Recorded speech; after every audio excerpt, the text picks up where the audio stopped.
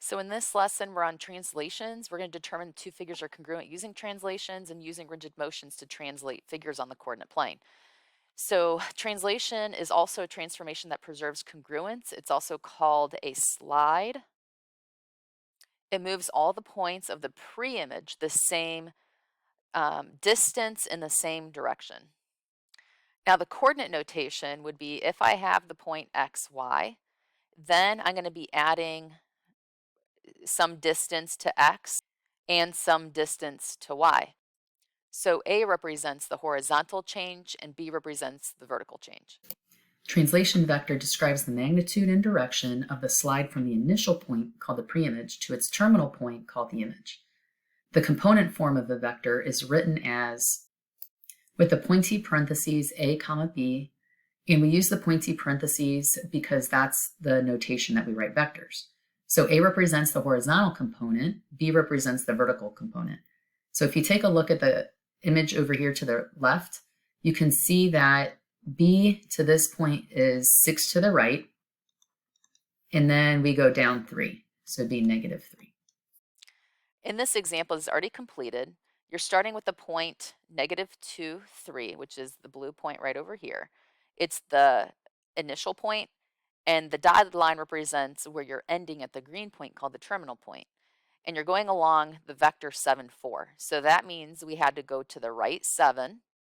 We went to the right 7, and then we went up 4. That's why they're both positive. So we added 7 to -2 and added 4 to 3, and that's where our new coordinate 5, 7 comes from for P prime. So we're going to try the same thing. So I give you the point 4, -3, and we're going to travel along the vector -2, 5. So the rule would be that we're subtracting 10 from x and we're adding 5 to y. So 4 minus 10 would be -6, and -3 plus 5 would be +2. And that's how we figure out how to get those new points. In the next examples on the next page, we're given triangles and we're traveling along the vector 5, -6. So the rule would be I'm adding 5 to x and subtracting 6 from y. So then go ahead and write in what you would get when you add 5 to x and subtract 6 from all the y coordinates. So we get a prime at 2, 0. Let's go ahead and plot our points. So -3 plus 5 is 2, and then 6 minus 6 is 0. So right here on the x-axis would be a prime. And then 2 plus 5 is 7. And then we went down 3 because 3 minus 6 would give us a -3. So here is b prime. And then 4 came from -1 plus 5.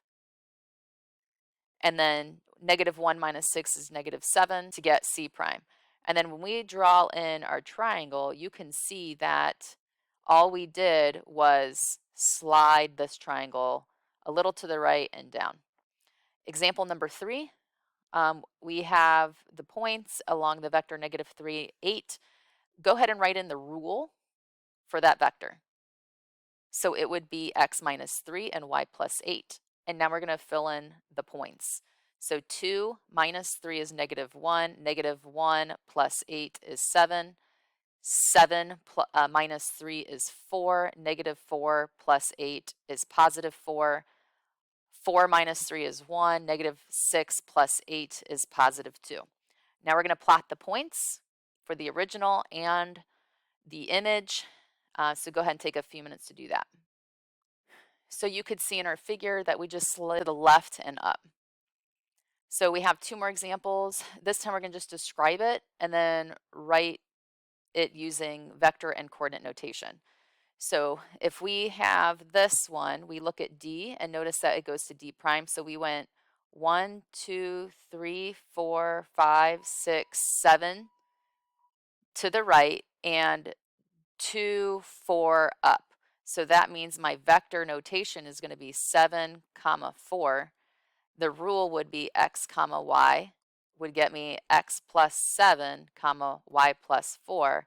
So we move right 7 and up 4. So go ahead and try number 5. If we take a look at two pairs of coordinate points, for example, M and M prime, you can see that we moved 1, 2, 3, 4 units to the left, and we went 2 units up. So we went left 4 and up 2. So in vector notation, that would be -4, 2, using the pointy parentheses. And then in coordinate notation, you'd have x, y, arrow, and then you'd have x minus 4, y plus 2.